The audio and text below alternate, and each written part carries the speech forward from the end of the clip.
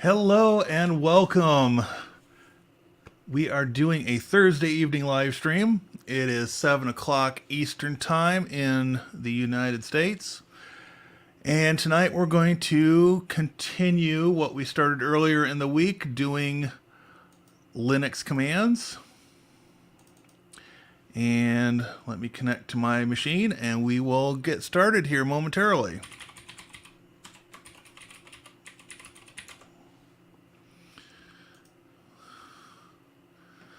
All right, so let's go ahead and switch over to the Ubuntu machine. Look at that in all its glory.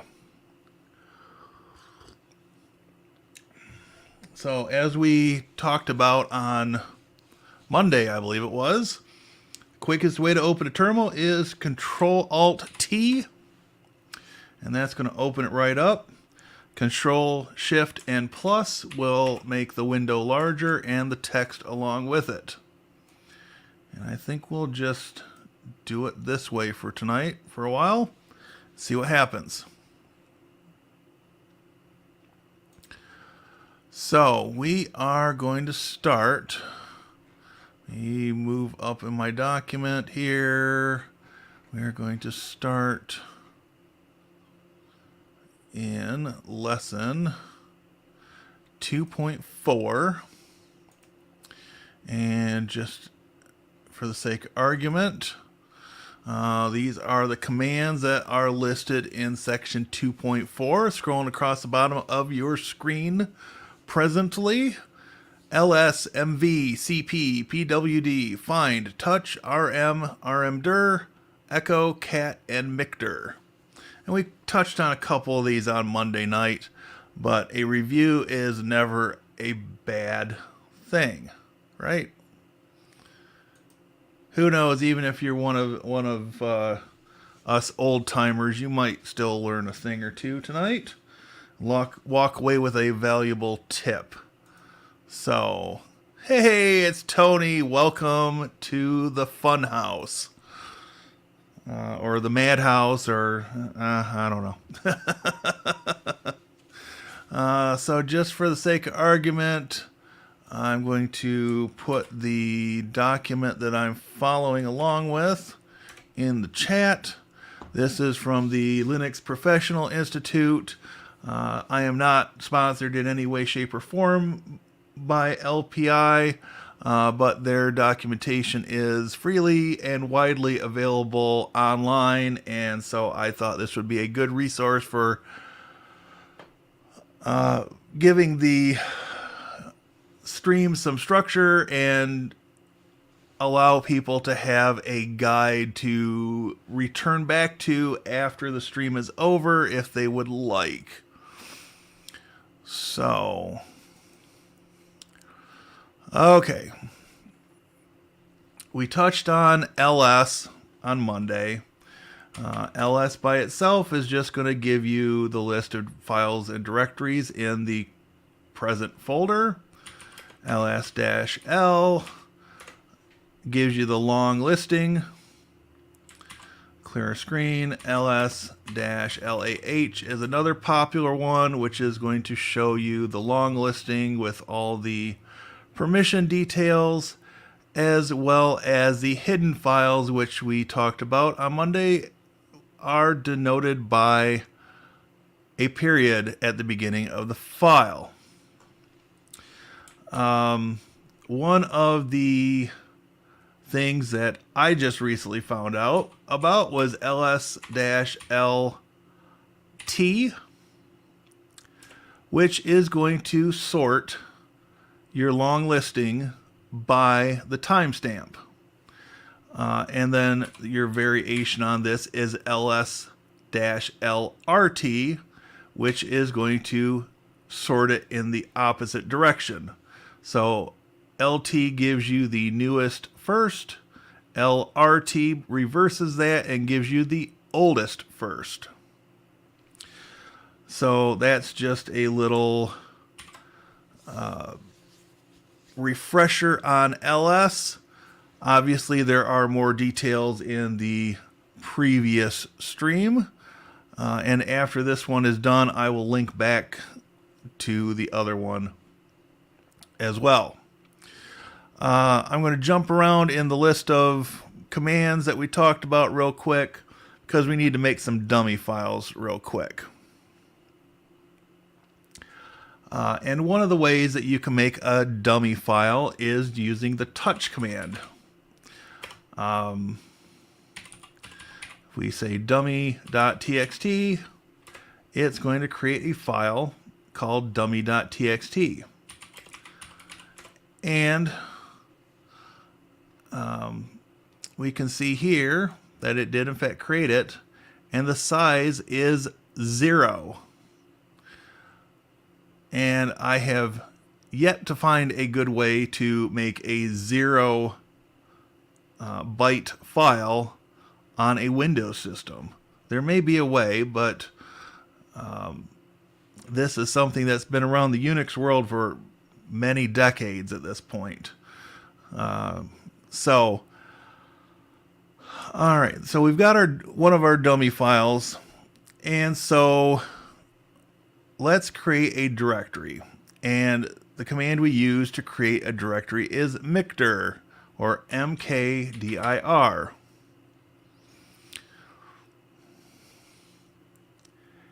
And we're just going to call this directory, we're going to call it class 2, for lack of a better idea in my head currently. If we do ls-l, we've got our dummy txt file, and we've got class 2 as a directory. Notice that they're in different colors. Also that the class 2 directory has a D in the first column for directory, whereas your dummy.txt file just has a list of permissions here on the left side.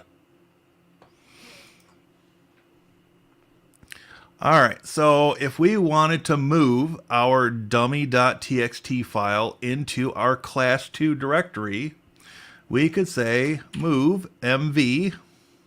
Again, we talked about a lot of Unix commands omit the vowels, so you are just left with as short a command name as possible. So move dummy.txt. We'll use tab completion for that, and we're going to say class 2, and that's going to move it there. And if we do ls-l, you can see that dummy.txt no longer lives in the root home directory. And if we do ls-l class 2, we can see that our dummy.txt file has been moved.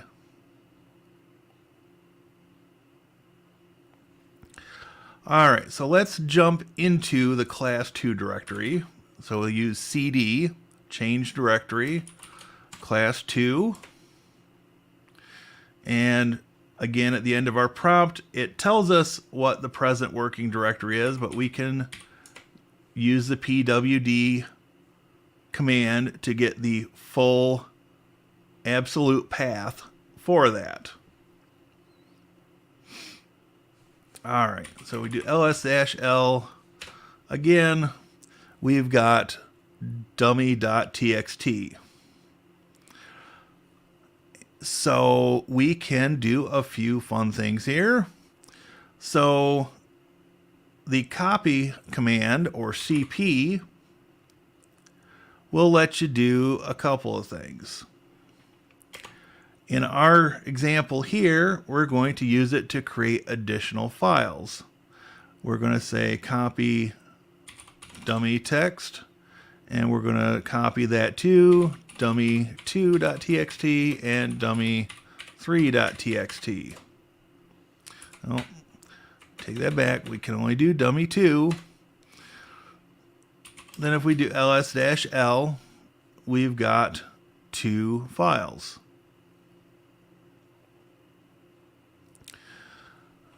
Let's see. So we've looked at ls, mv, cp, pwd, touch. Let's do echo. So, for instance, if we do echo, this is some dummy text. We can use a slightly more advanced feature that is not covered in the guide, but adds on to the echo command. This is a technique called redirection. And if we use a greater than symbol, we can say echo, this is some dummy text, and where do we want to put it? Well, we're going to put it in dummy3.txt. And so that effectively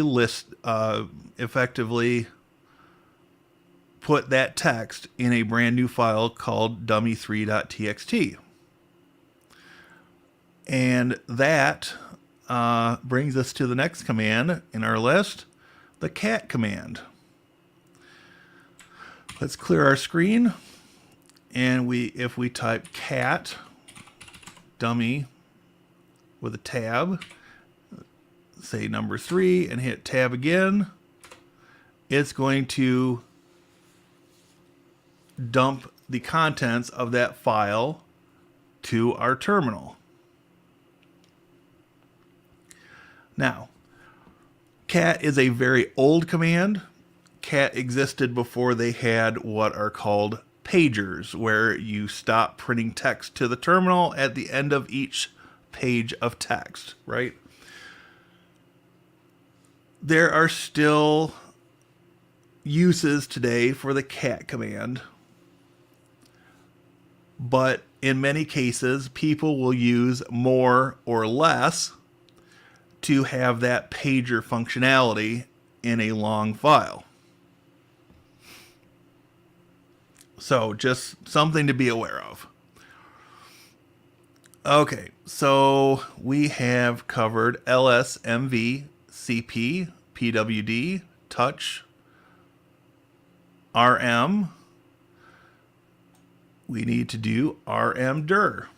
So let's do a couple other things here real quick to build out a structure. First, we'll do mkdir test1, and we'll move into test1, and we'll say touch d3 and touch d4. If we do ls, we've got two files called d3 and d4. Now, notice in a Unix system, it is not mandatory that you have a file extension. So these are valid file names. And part of the reason that it's not mandatory is that if you do a long listing, it will tell you whether it's a file or a directory. But the other reason, or one of several other reasons, is that everything in a Unix system is treated as a file, including devices that are attached to your Unix system or Linux system, as it might be. Okay, so we're going to do cd ... which, as we talked about before, moves us up a level. And if we do ls test1, we're going to see our two files.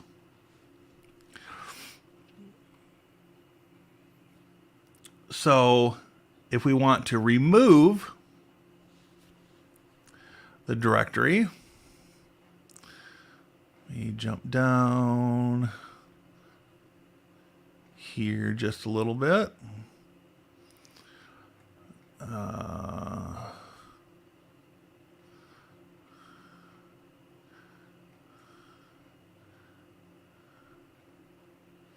Okay. The obvious thing to try would be rm remove dir test1. Failed to remove test1. Directory is not empty. All right, so what to do? Well, you could do the manual process of going into the directory and deleting the files, or you could resort to rm-rf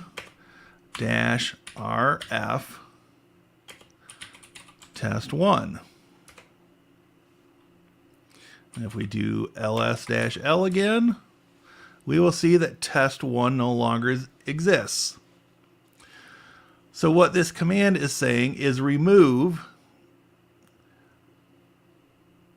R is for recursive, so anything inside of that directory is also going to be removed. And F, I believe, is for force. But if we do man rm, we can find out what that switch does. And yes, indeed, it is force. So F is force and R is for recursive. Now, if you've ever looked at a man file and you've wondered, well, why do they have single letter options with a single hyphen and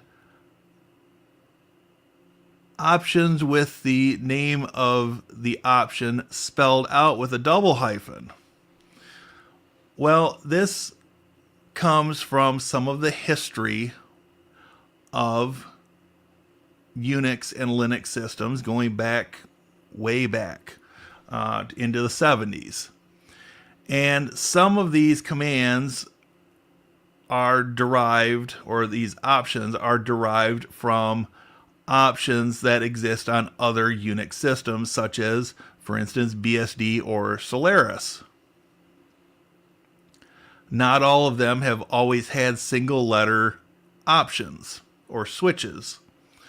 So if you jump from a Linux system to a BSD based system, you may have to type the double dash with the full name of the option to make it work the way you expect.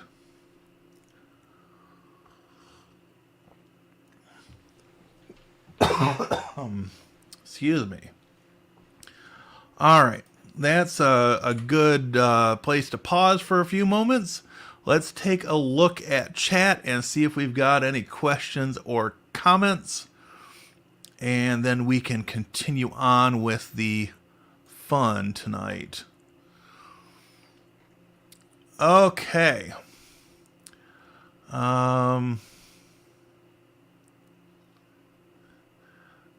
Let's see. Tony says, thank you for sharing the link to the PDF. Believe it or not, I do know these commands. Hey, Joe for Blue Iris, welcome.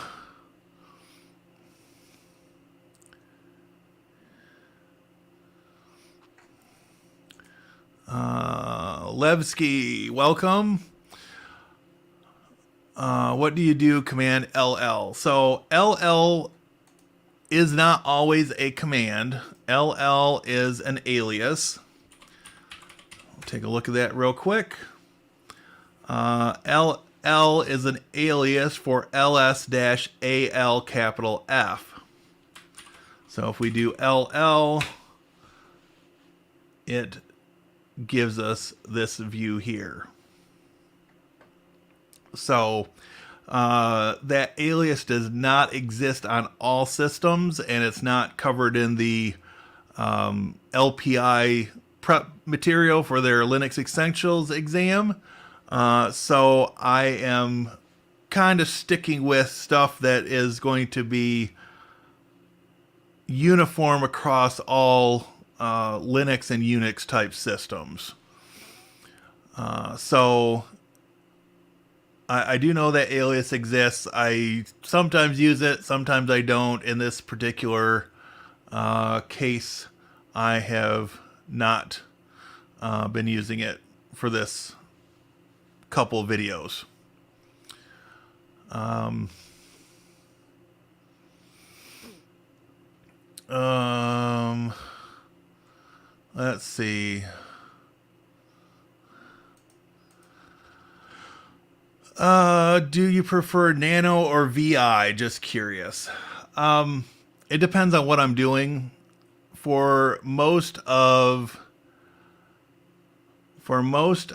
my tutorials that I do, my videos, I use Nano because it is a little bit less intimidating for new users.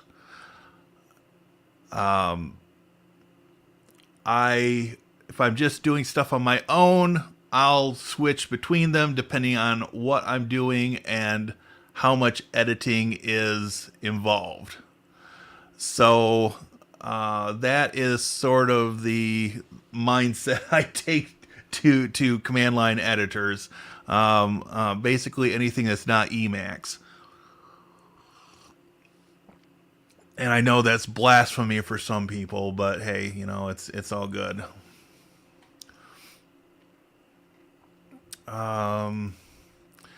I've been using LS Block, FDisk, and Make File System ext4 a lot recently as I play with MinIO.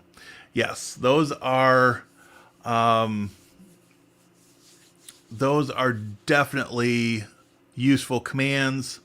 And I know this is a little bit off on a tangent, but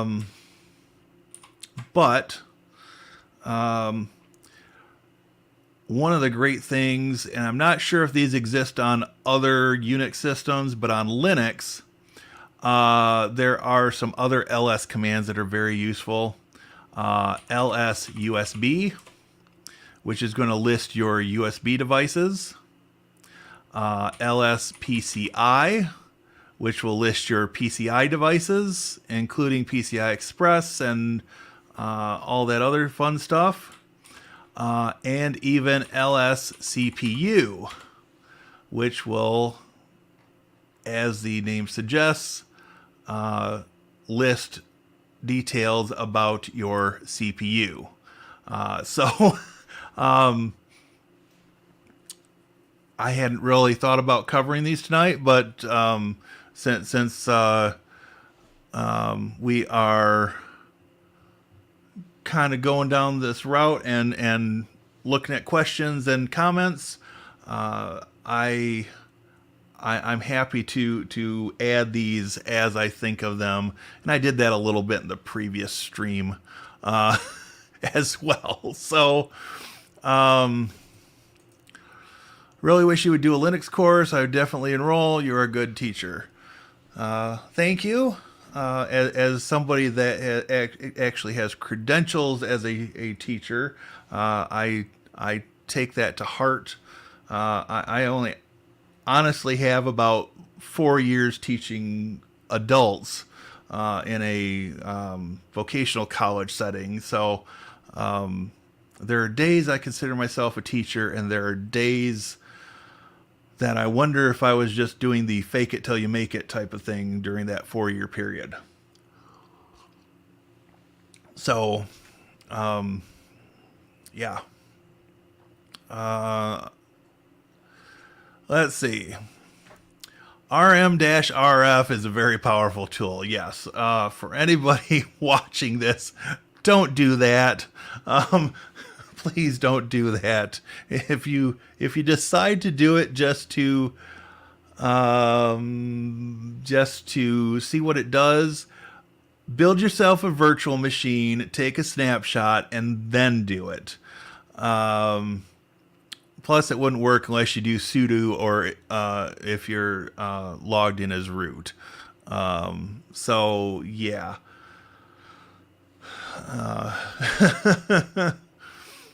I agree. J-Dog is a great teacher. Well, thank you. I watch from 2 channels to give Jeremy views. So I got a notice in my YouTube studio today that apparently I have some illegitimate views happening on my channel, so maybe we found the culprit. I don't know. This is fun stuff. Let's see. Yes, please do hit the like button. Thank you. Nano all the way. Yeah, for most things I do, it's nano. There are a few edge cases where some of the searching and different functions in VI are especially useful. But for most of what I do, I either use nano or I jump to like VS Codium and edit there. Adults, did you teach animals before that? Nano the dog?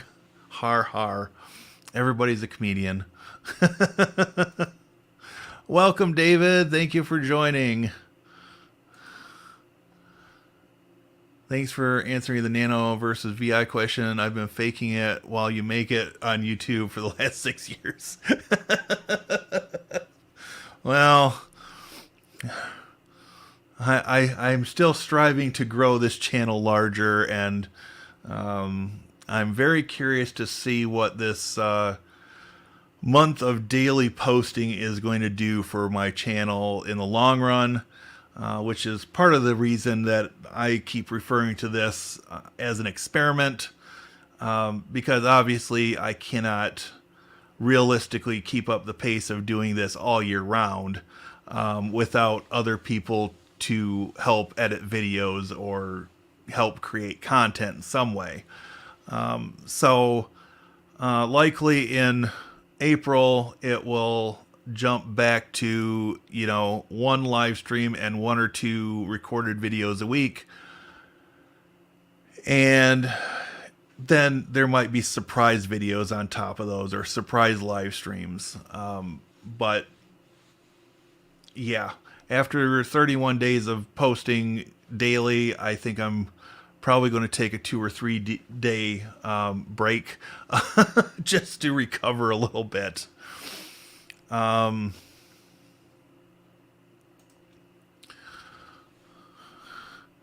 Need an update on the boss extermination. Oh my. I've been called illegitimate before. Well,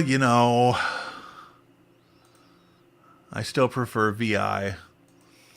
What is posting every day done to your subscribers and views? Well, so you won't be able to see this, but at the beginning of the month, I was at 4,367 subscribers. As of earlier this afternoon, when I checked the count, I was at 4,395. I suppose I could jump over here and see. I'm at 4,398. So that's 31 new subscribers in the first 8 days, technically, I guess, 7 to 8 days of the month, since YouTube statistics usually run a day or two behind. So as far as views, say last 7 days, it's been more or less even across that, somewhere in the 900 to 1,000 views a day mark. So I think that's, well, this says about the same as the previous 7 days.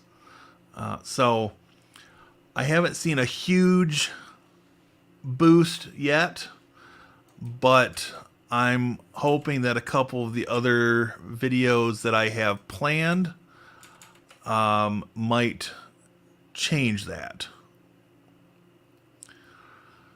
So I hope that gives you a little bit of an idea of what's going on here. Doing great on the content challenge. Just don't stream on 323 because I'm interviewing Ashley from Capture the Concept. I plan to be in your audience for that one. So that will probably be a recorded video day. So I haven't planned that far out, unfortunately, but I'm hoping to have a little bit better luck batching some content, so I'm not necessarily recording as much next week. I'm just editing and releasing videos next week. So, all right. I've still got half a cup of coffee, so let's jump back to what we were working on. Clear the screen again. Let me see. Did I miss anything? I think I got them.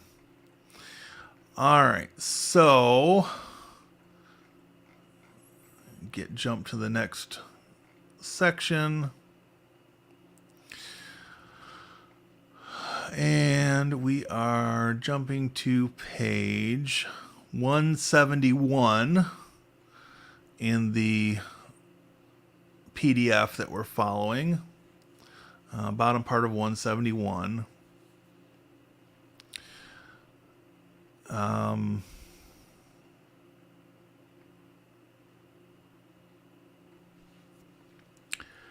And so we've already got our class 2 directory, and we've got at least one file that has some content to it. And so we're going to make 2 additional directories.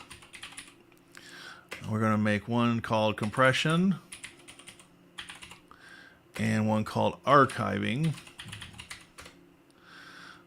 And if we do, we'll use LL for this. So we've got archiving at the top, we've got class 2, and we've got compression here. Okay, so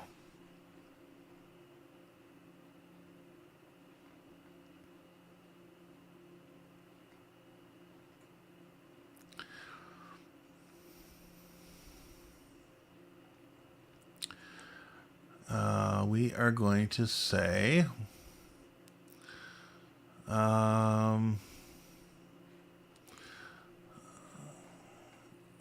here we go. We're going to use a command that we used before. We're going to say cat. We're going to say /etc/star. And we're going to redirect with the greater than sign to a file called big file. And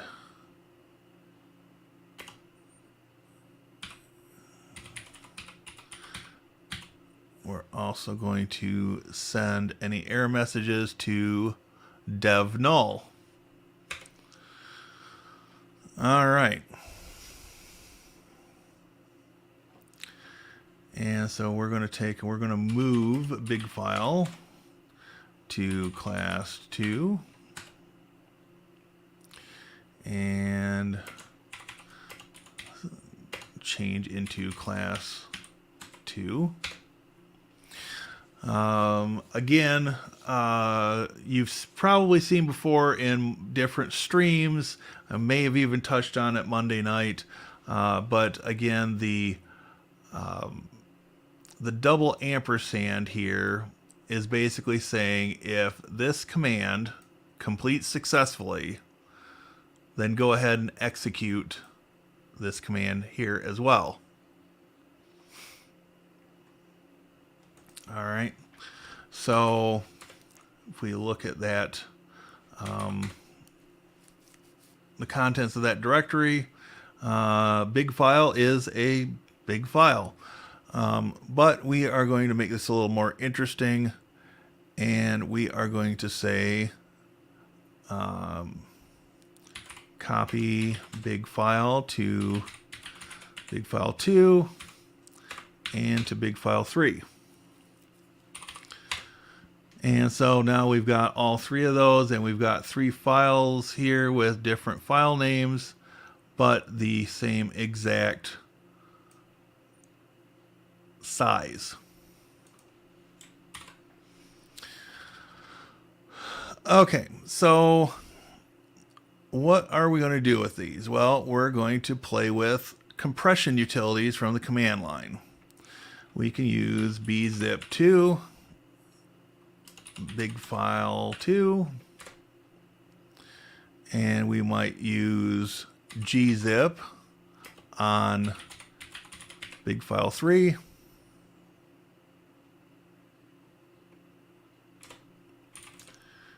And we didn't create a big file 4, so we're going to copy big file to big file 4, and we're going to use xz on big file 4.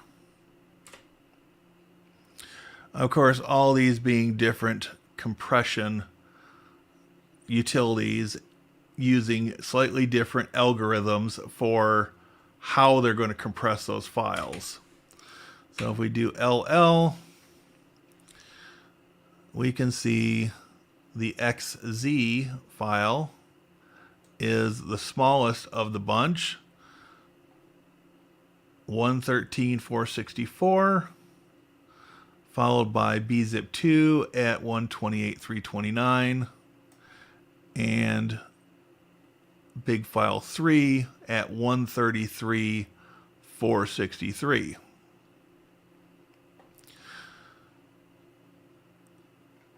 So for this particular file, xz is the most efficient compression utility.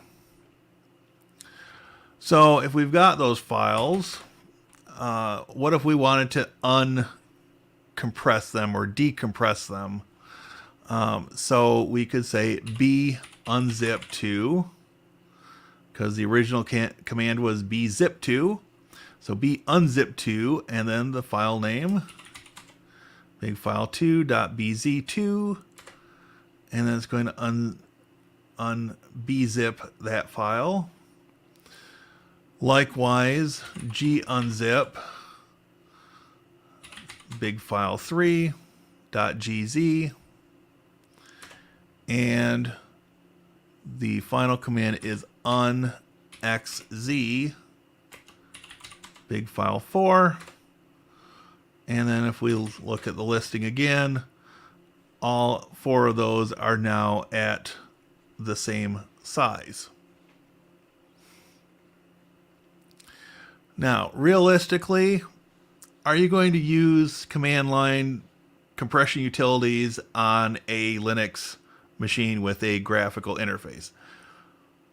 Probably not, or at least most people won't. However, if you're doing work on a server, these utilities are immensely helpful, which probably goes without saying. And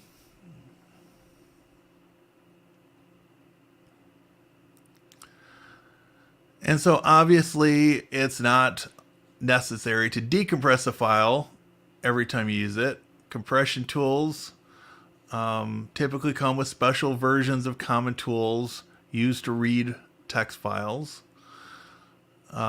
So, you can look into those compressed files without decompressing the thing, is what they're getting at. Okay, so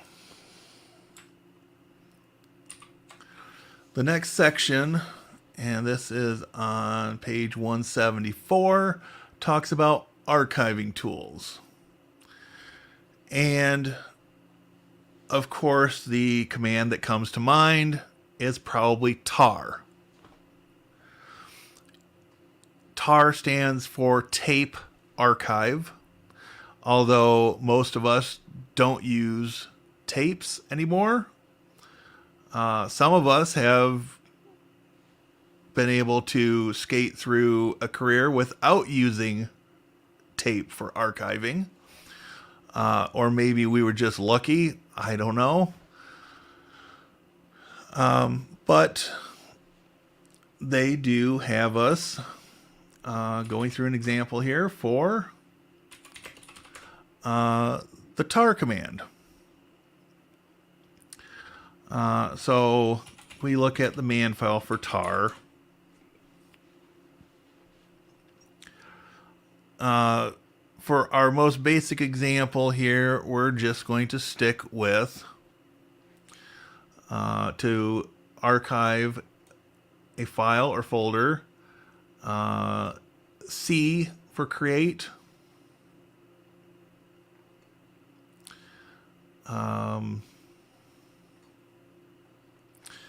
So again, here's the further illustration of what I said before. Unix style usage has the single dash and the single letter. GNU style usage has the double dash. So I think I said it opposite or backwards the first time. So my bad on that. But just something to keep in mind. And some of these are laid out well in the man files. So something to keep in mind there. Okay, so we're going to quit that. So our example here is tar cf. We're going to say archiving. And we're going to say class 2.tar compression. So the C option instructs tar to create a new archive file. F option is the name of the file to create. And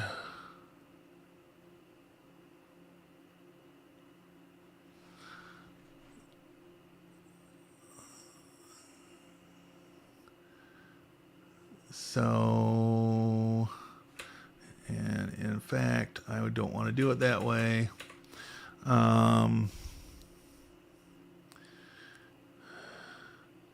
Let's do class 2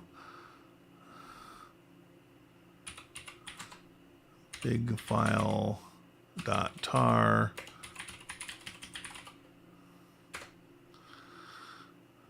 Okay, and we'll take a look here, and our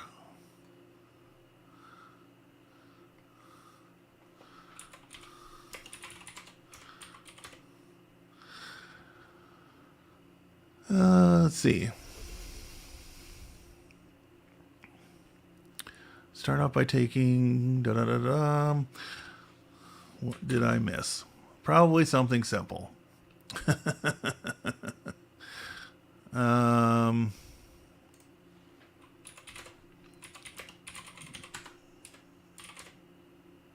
Oh, there we go. Okay, so yeah.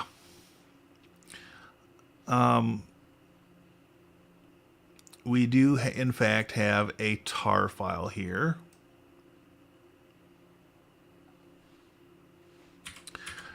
And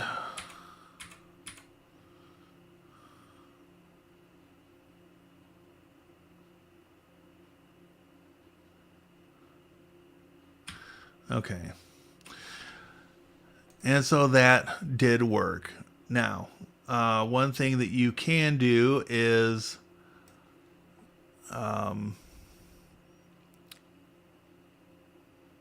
you can compress a tar file. using the standard commands that we used before. So for instance, we wanted to compress it with the XZ utility.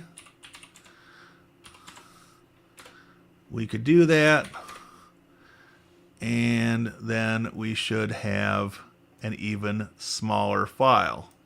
So the original size was 448083, and when you do tar and XZ on top of that, 176 bytes.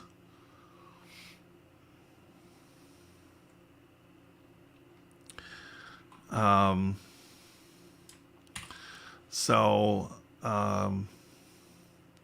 guess another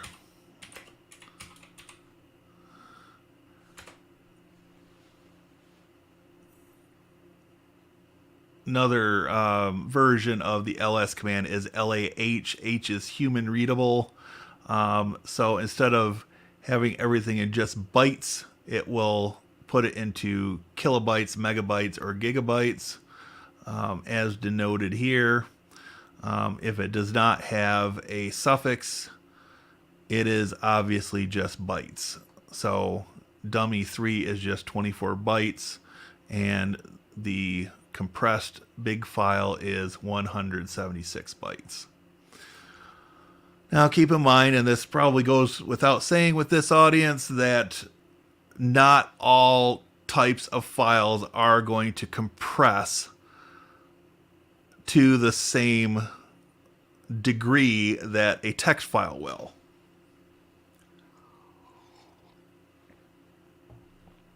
So if you were to compress, for instance, an MP4 file, which already has some compression to it, you're not going to see nearly as drastic a change. Likewise, some picture files, depending on what file format they're in, will also suffer from this behavior. All right.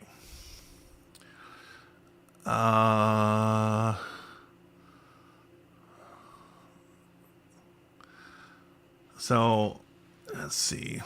Clear our screen again.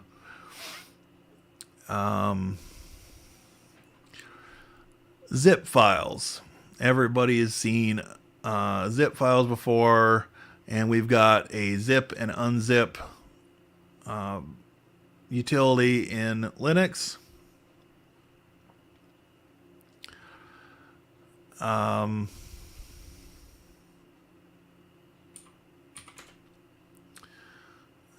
Let's go back one level, and we can pack our working directory into a zip file. And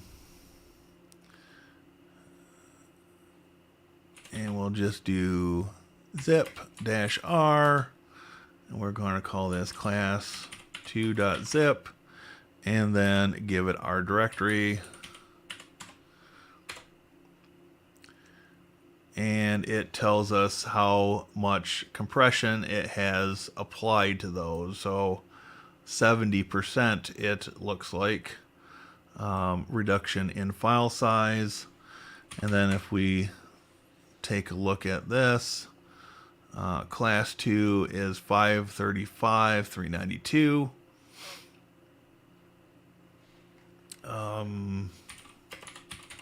Do that, and so 532 kilobytes.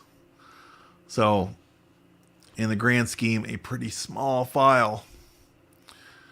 And of course, if you want to unzip that, you would just say unzip class2.zip. And if the directory already exists, it gives us the option. I'm going to just say none, and that way it will not overwrite what we've got. Let's see. Class 2. So as you can see, all these files were created in a fairly quick cadence, and therefore the timestamp is pretty close.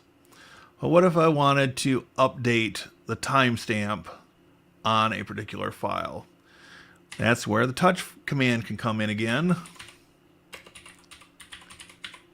If we say touch big file 3, now you'll see that instead of being earlier, big file 3 now has a timestamp of 1950. And I believe it was at 1935 or 36 before. So not necessarily the most useful thing, but in certain circumstances that can be very helpful. And that gets us through that section. Okay, so let's jump back to chat and see what I might have missed. Are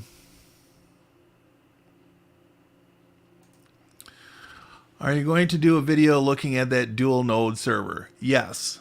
That's one that I've got planned to work on this weekend. Probably for a Monday or Tuesday release.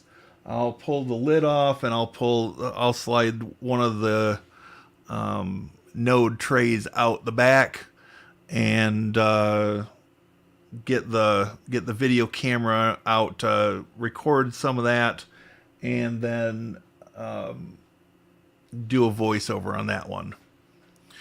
Because my big camera here is not really set up in a place to be able to do that easily. So yes, that's coming. 28 minutes to JAU. All right. Well, I guess that's been sitting there for a few minutes. Dun, dun, dun, dun. Catherine is here. Welcome. Thank you for stopping in. I know this is off topic, but what are the specs of your server? So this server I bought from Jason at Jason's Lab, and he had some videos about that. But if I jump over here, we'll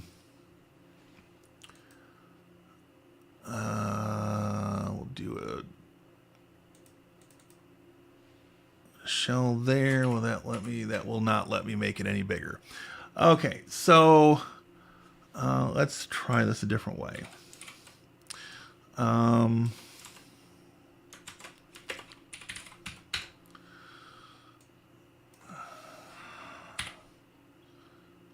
Okay, thank you. I updated.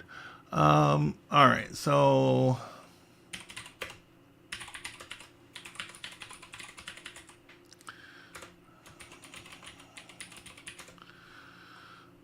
all right, so with this one,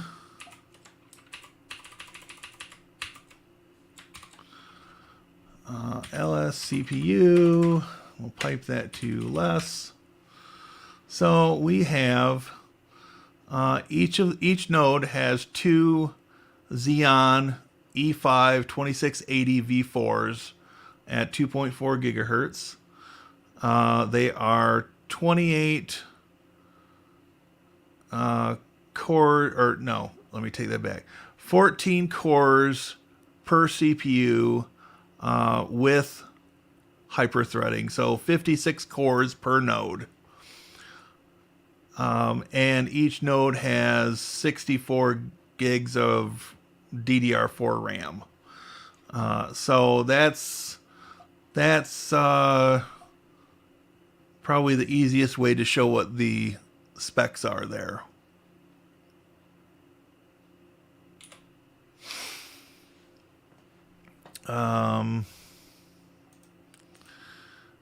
Tape is still used. I just have never had the pleasure or opportunity to make use of it. So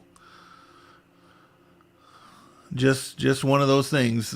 Depends on where you end up working and what equipment said employer has. I've used tapes. It was a pain in the butt. Although I do have a cool video from inside a tape library on my channel. At one of my former employers, which is a Fortune 500 insurance company, I will not say which one.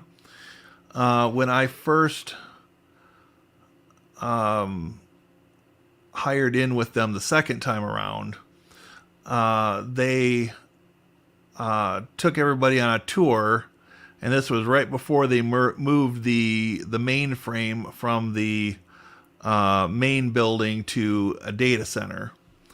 And they had a robotic tape library for the mainframe, for the what is it, the S360, I don't know, some IBM mainframe. I have no particular love for mainframes. COBOL was going to be the death of me if I had stuck around that place. Did not click in my head. I can do a lot of things, but grokking COBOL is not one of them. There are 2 nodes in the server. It's a 2U chassis. 2 nodes with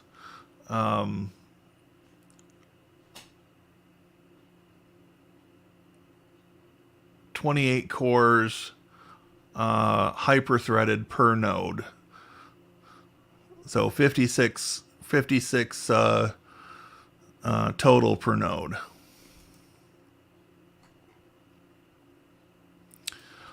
All right, let's take a look at the next section.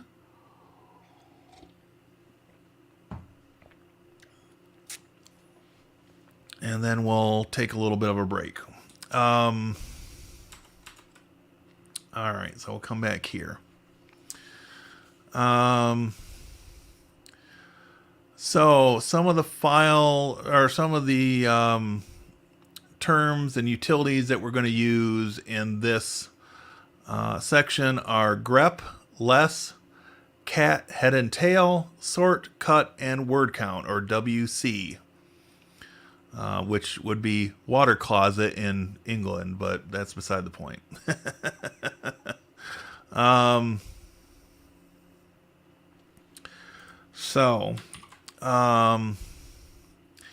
We can do, just to follow their example, and for the sake of argument, this is page 188.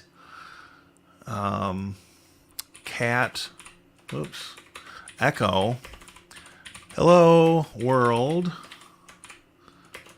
and we'll redirect that to text.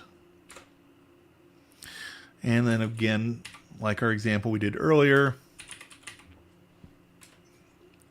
cat just outputs the contents of the file to the terminal.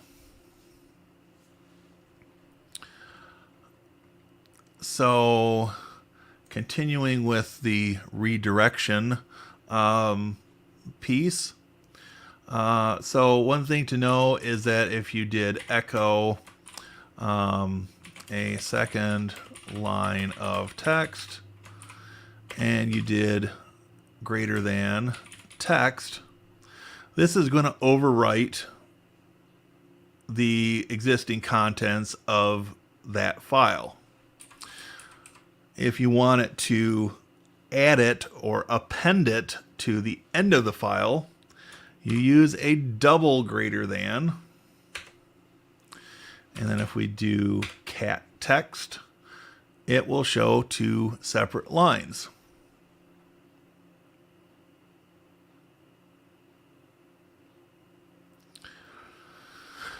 Okay. So there are other reasons to use redirection. For instance, if we did find /user and we're searching for the file called games 2 and then the greater sign, text -error.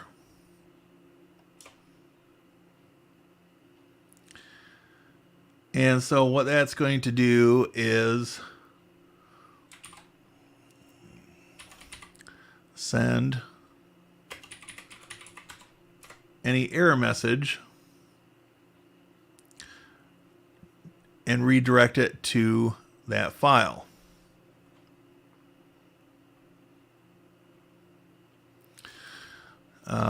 Likewise, we could do something like sort etc password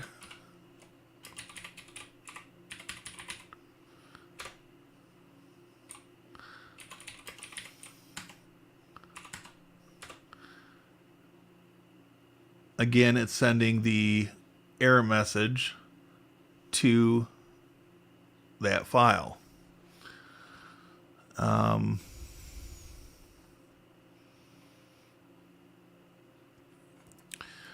All right. And then if you've ever heard reference to a bit bucket, this example will satisfy that curiosity.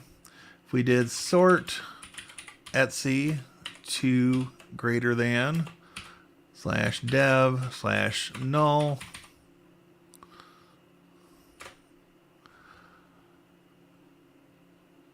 this is going to direct any irrelevant information that you might not want displayed into a file. In this case, dev null is just going to be like your file 13 trash can, and it's just going to go away.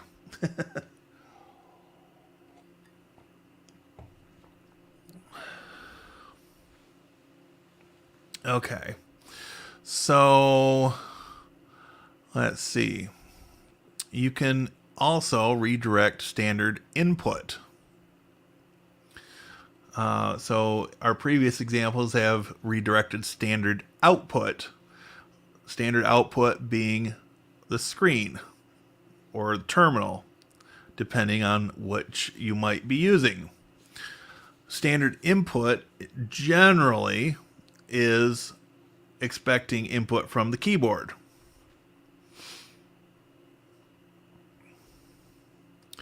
So if we do cat less than text, it's going to display onto the screen. Let's see.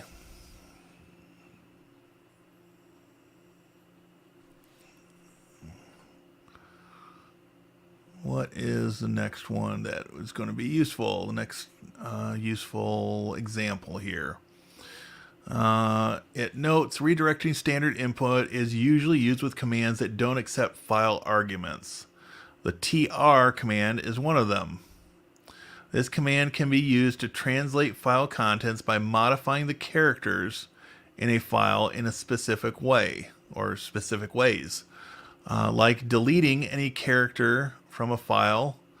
The example shows deletion of the character L.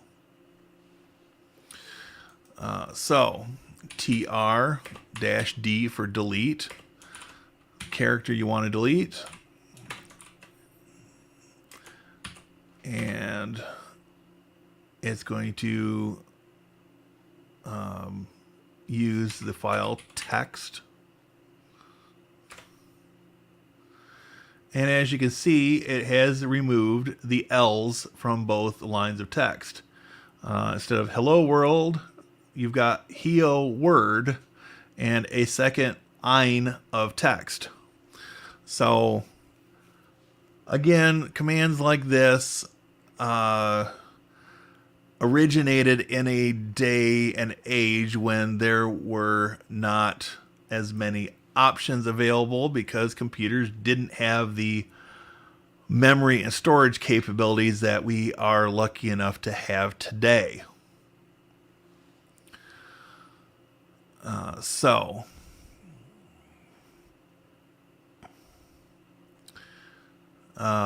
And there are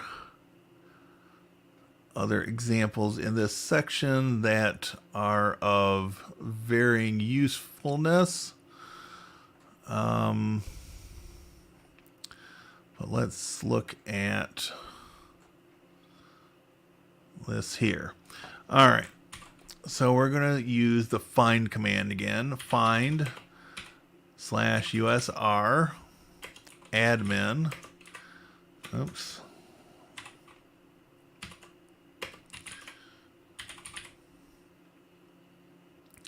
So ampersand greater than and ampersand double greater than operators are used, representing the combination of channel 1 and channel 2. The first operator will overwrite the existing contents of the file, and the second will append, as we've talked about before with the greater than and double greater than signs when doing redirection. Both operators will enable the creation of a new file if it doesn't exist, as we've seen before with some examples. So we're going to run this command here, find /user admin ampersand greater than new file. And so that doesn't output anything to the screen because there were no error messages. We do cat new file.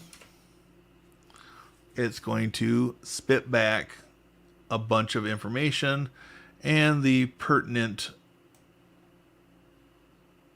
information is here at the bottom.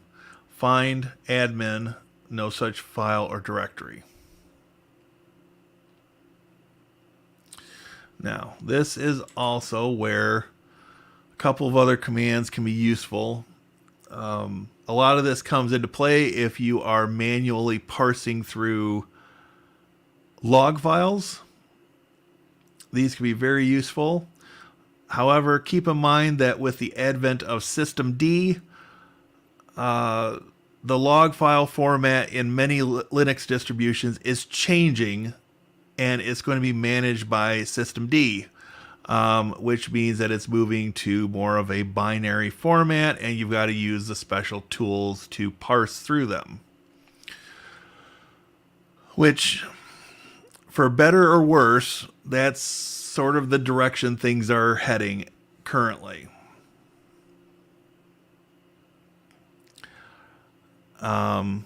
So you can use something like less new file.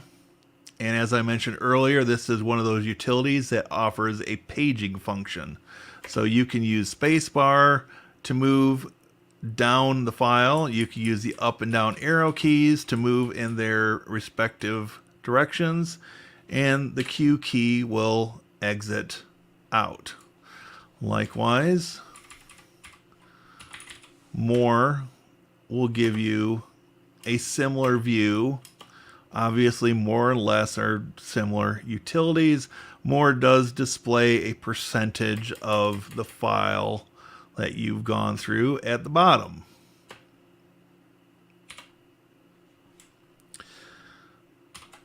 But what if you just want to search or display, rather, the beginning part or the end part of a file?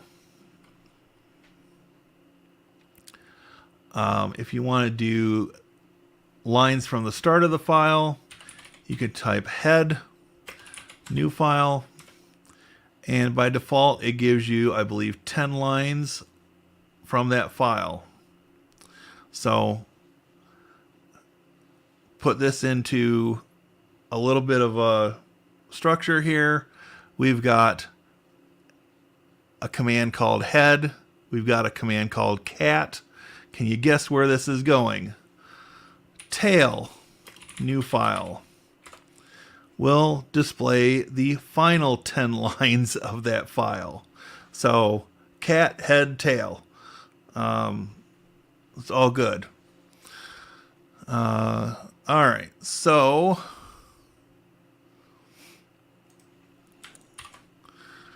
getting a little interesting with things and progressing with things, we could introduce the cut command. Once upon a time, in a Unix system far, far away, there was no copy, cut, and paste as we know it today. You had to do it at the command line. So, cut -F3 -D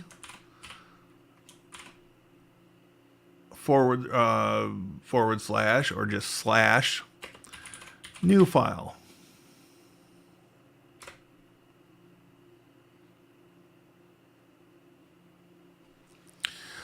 All right.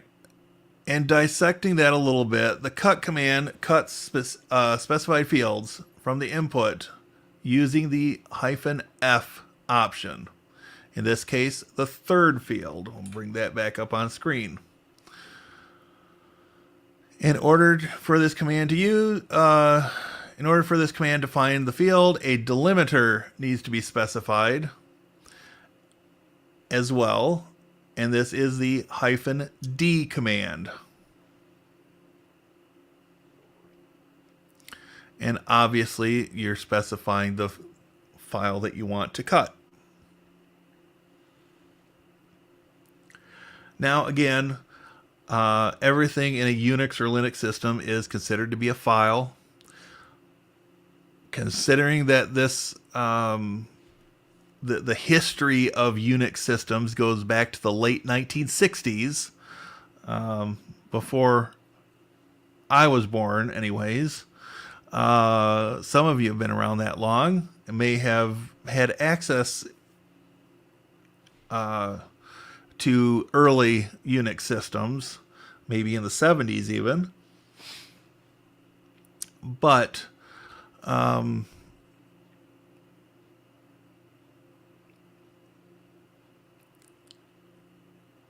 a lot of files were text files in those days.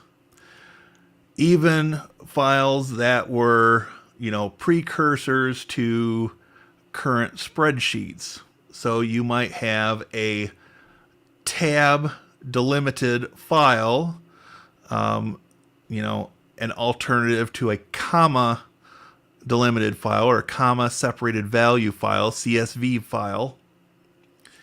And being able to cut those files and scrape out the data that you need for your particular department or use case would have been very useful.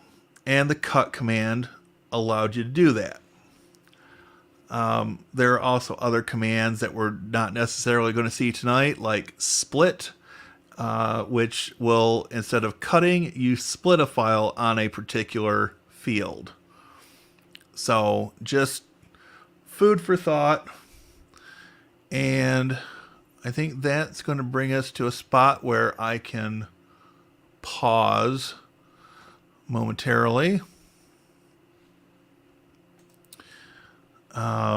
So I need to refill my coffee, so I will be right back. We'll check in with chat and might look at one or two more commands, and I still want to be able to wrap up right around 8:30. So give me just a moment to refill my coffee.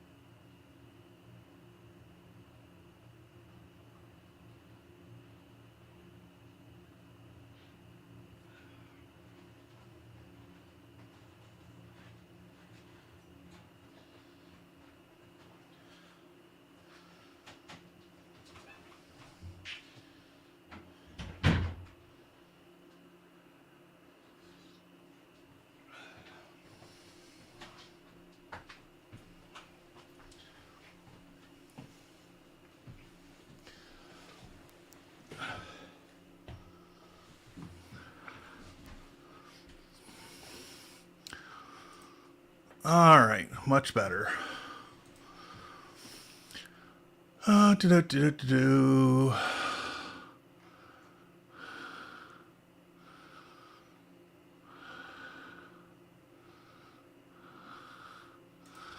All right. COBOL was supposed to be the way to go in the 23rd century. I wrote maybe 3 20-line programs in COBOL. Then I contemplated giving up computer programming. Yeah. I don't know. My first programming experience was with BASIC in the late 80s. I've done C and C++ and Python and a little bit of Ruby and shell scripting and VB script, and COBOL just didn't. I did not grok COBOL. So yeah, that is a very powerful server. Yep, it's much better than my 15-year-old 1U micro server that I had. Well, I've still got it, but it's not nearly as loud. Jason, when he was using the server, he had put some. I'm not sure what he exactly called them, but basically limiters on the fans, so they wouldn't spin up quite as high as they normally would if you had the server in a data center. So, now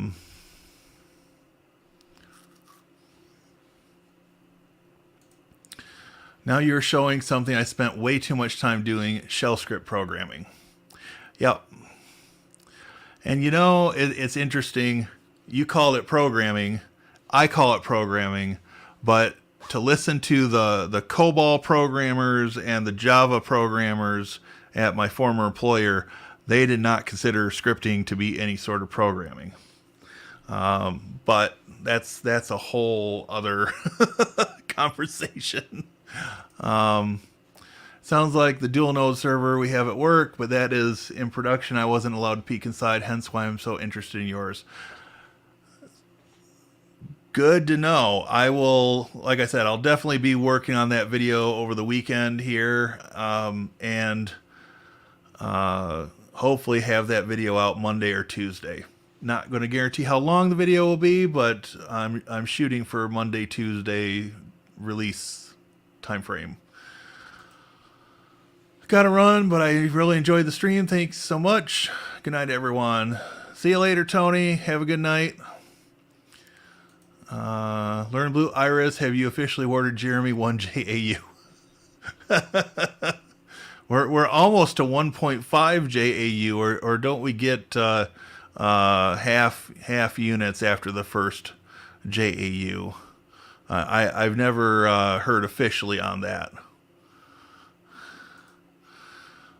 And only the Jedi know those commands. Yes. How about the language Forth? I've seen example code in Forth. I've seen example code in a number of other languages. Lisp is kind of interesting to look through. But I've never done any programming in Forth. I did attempt at one point in time to teach myself Object Pascal, but that didn't go too well. I was using... I wasn't using the Delphi environment. I was using Free Pascal, and looks like they might not have had much development since August of 2021, but then they had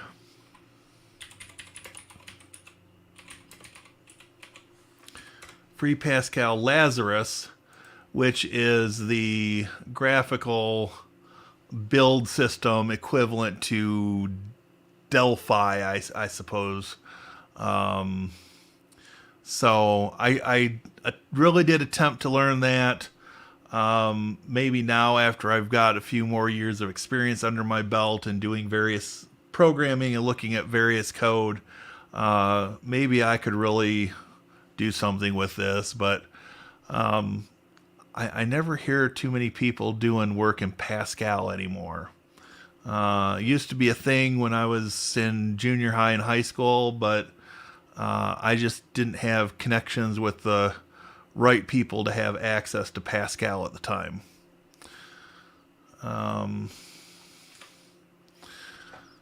So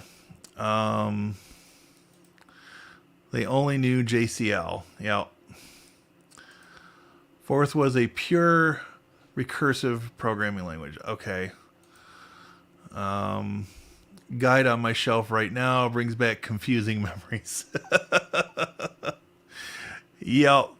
All right. We are at 8:22. Maybe this is a good place to think about wrapping up. Let me check the guide we're using here and see if there's anything else that we can quickly go through tonight.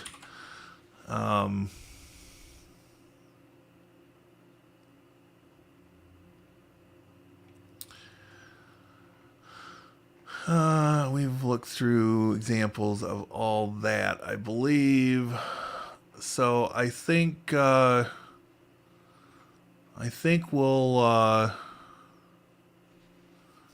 let's do one more. For people that are following along or might want to cross-reference it later, this is on page 200, bottom of page 200.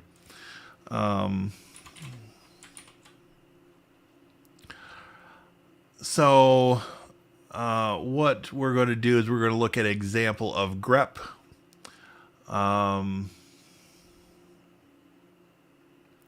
Which uses regular expressions to find text inside a file. grep being an abbreviation for Global Regular Expression Print. Global Regular Expression Print. Say that 5 times real fast right in a row. So we're going to grep. The text we're going to look for is bash. And we're going to look for it in /password or passwd. And as you can see, this does make use of something you might not know about, the shadow file, which is where the hashed passwords get actually stored. The X tips you off to that. But this does tell us that both the root user and my user are set up to use the bash shell. Now, if we were to do the same thing over here, of course, we got to go back to the Mac side. Grep bash etc. One of the system users is using bash, but if we instead search ZSH or ZSH, I always try to include the alternate pronunciation for those people across the pond that might be watching this at some point in time, that actually does not spit back anything. So they might have a different way of denoting this, or on Mac OS they might not actually store anything in this of substance in this etc passwd file. So just one more example of where the systems are similar but not the same. And so we can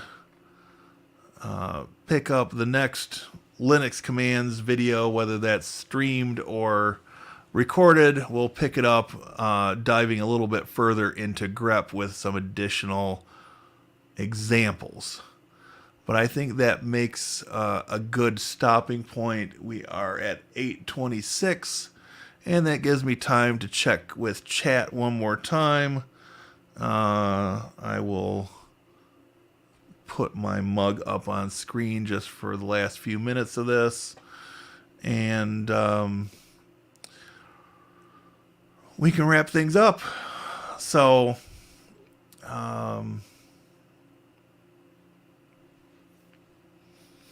let's see. I love Pascal. It got me through my master's degree in computer science. Very nice. Thank you for the stream. You're very welcome, Joe. Hope some of this stuff was a little bit useful, or at least a nice refresher on some things. Obviously, I cannot go through every example for every command and every switch or option available. That's what the man files are for, and the different places where you can get help. The curl command that we looked at before. In fact, one other thing that we can do is take a look at using grep with the history command, which is something that I do a fair amount. And we might say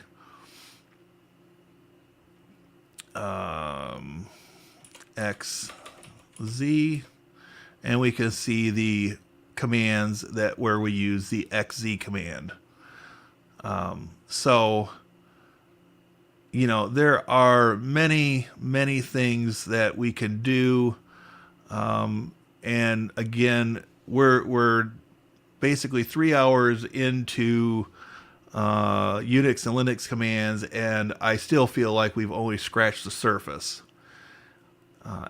As you learn more commands, you know, we can start putting them together and start doing, you know, some small shell scripts, which, you know, is considered automation. It's, you know, putting things together to make them run in the same order in a repeatable fashion, and very useful to know about, at least to know a little bit about.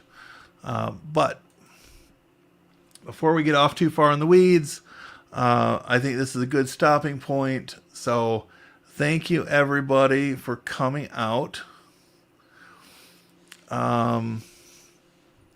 This has been fun. I needed a little nudging to do something like this, I guess, but this has been enough of a refresher for me, and you know, it's kind of got me interested in working with a little bit more shell scripting, and you know, going back to my roots on some of this stuff and trying to expand my knowledge base again. There's, you know, always something to circling around to things that you've learned before, with more life experience and wisdom under your belt, and approaching it again from a different angle. And you know, that's what I'm taking away from this, doing these videos on a personal level, is just being able to approach it from a different angle, you know, thinking differently about how it might be useful for myself in the future, and you know, looking forward to what questions this video might bring after it's out on YouTube for a while, and you know, just push me again towards completing this course that I've been working on, and starting to, you know, finish the mappings, and getting ready to start recording the dedicated videos for that. So let's take a look one more time at chat. I also spent part of my life creating a compiler with Lex and Yak. I've heard of those before, but I don't believe I've encountered them.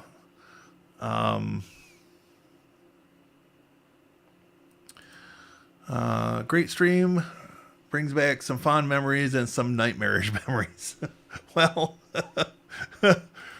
I guess that gives you something to talk to people about. And yeah, so thank you again for everybody for coming out. Have a good night, TVJ and David and anybody else that might still be watching as we close out. I appreciate all the support and, you know, doing this and having a little interaction is what's keeping me sane through this month of doing daily posts on YouTube. So, who knows? I might need that rubber room on April 1st. So, just something to think about, I guess. But on that note, everybody have a great night. I'm going to go relax for a little while, and then I'm going to record the video that's coming out tomorrow. I've already got a plan for that one. So have a great night, everybody. I'll see you in the next video.